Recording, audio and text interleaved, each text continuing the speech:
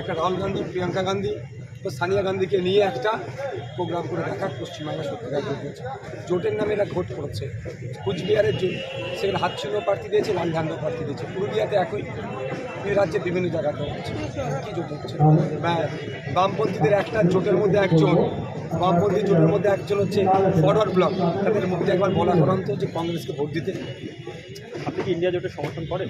দেখুন, আমি বিজেপির বিরুদ্ধে যেসব মানুষ আছে তাকে সমর্থন করি, তবে ওই বিজেপির বিরুদ্ধে সমর্থন করবো আমি, সেখানে তৃণমূল মাথা গলিয়ে বসে আছে, তাকে আমি কিন্তু সমর্থন করি। এই চোরেদেরকেও যেমন সমর্থন করি না। আজকে প্রধানমন্ত্রী বারাসাত বিধানসভায় বলেছেন যে নতুন ব্রাঞ্চ মানে একেবারে বাড়ি বাড়ি বিনা পয়সায় অনেক কথা বলেছেন, 2 কোটি চাকরি দেবো। ওটা দিতে বলুন।